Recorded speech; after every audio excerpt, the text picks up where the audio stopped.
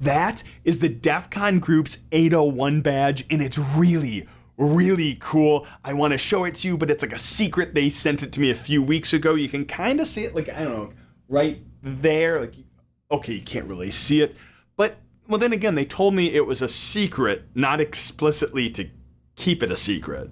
So, loophole?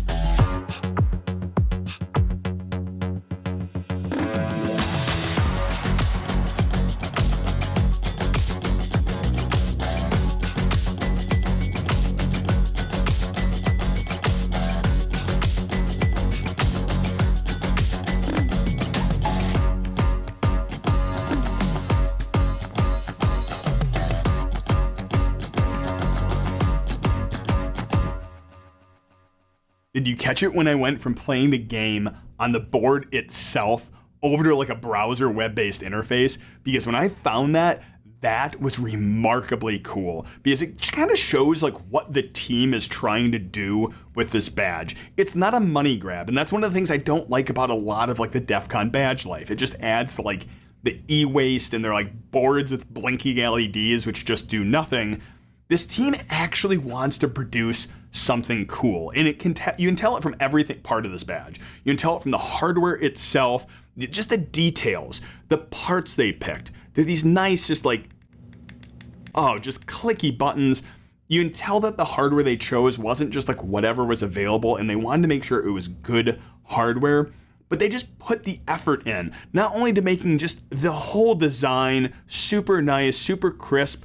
The whole back plate too is really just artistically done, where it's not just like something to sit there and protect the battery. It's actually like all an art piece. The whole game is available for free online. The whole board and parts list and all of that is open source, which is, I want to say expected, but for the amount of effort they put in, it is unexpected. They spun up the entire web interface so people who couldn't either afford the board or couldn't get one because they don't make that many of these for a lot of different reasons, that you can play and experience this game that they put in so much story, so much artwork, just so many cool things. Not even the challenge, like the challenges themselves are, but the dialogue is clever, and there's Easter eggs throughout the whole game that you can go in and play it right now. All of the links, by the way, to the open source project, to the boards list, also like pre-order if you're interested on that. There's a few really important things you should know. I'll mention them at the end of the video.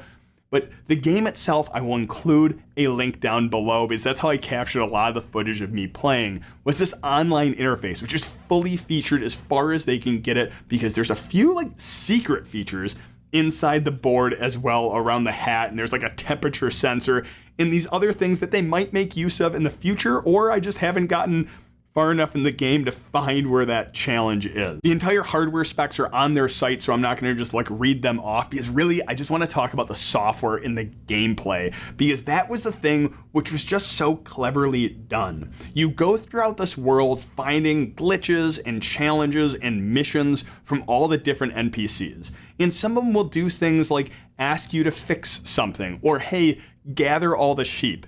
And you need to RTFM, you have to read the manuals you're provided in that main area to find out how to modify which hex code in which parts do what thing. So you might have to like round up all the sheep into the pen by going through the hex code, finding the sheep, and then moving their XY coordinates. So you might need to use a piece of paper to map that on out. Other places, and this is the one, like spoiler alert, like skip ahead like, I don't know, 30 seconds if you want to make sure you go in fresh. But my favorite challenge I ran across was this like bouncer out in front of one of the doors where you couldn't get in unless your name was Bob.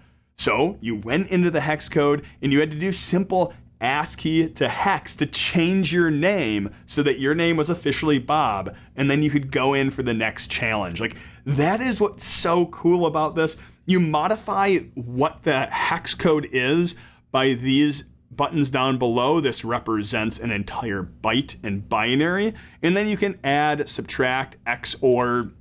There's memory, there's paging. Like, ultimately, like, just really cleverly done. And I thought like the online interface was going to be just like way easier to work with because, like, you know, you're modifying and upping and downing hex, but it was very fast on here. I would actually even say it's probably faster on the physical badge, but both were just a pleasure to just play around in. There's so much to talk about with the gameplay itself, but I don't really want to give away a ton of the secrets, so just like go play it yourself.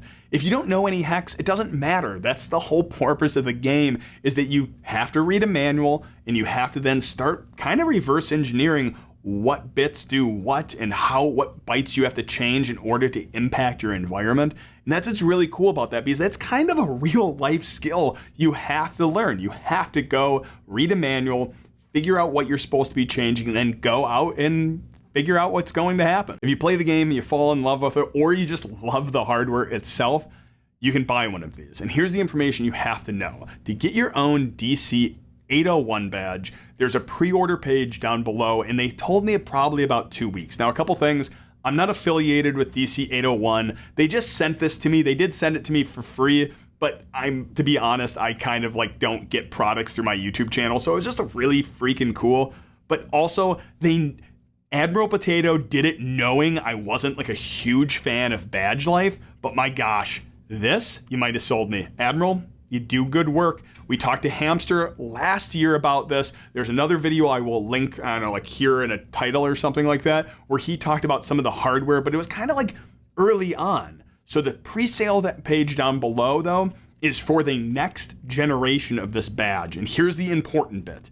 If you own one of these badges, don't buy another one. The team asked me to pass it along. You don't need one, and then it allows someone who doesn't have one to buy one. So if you have one, don't buy another one, because ultimately it's going to be very, very similar hardware. The gameplay is going to be very, very similar. It should be the same, though there's a few parts that kind of might change things a little bit.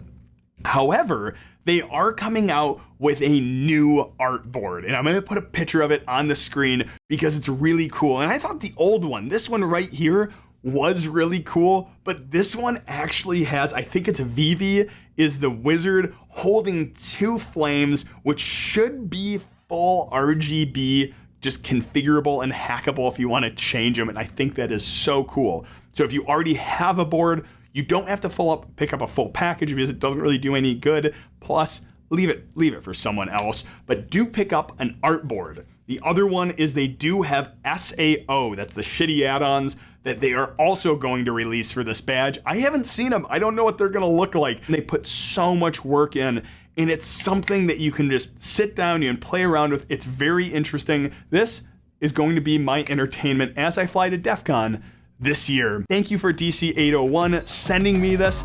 Thanks for watching, and hack on.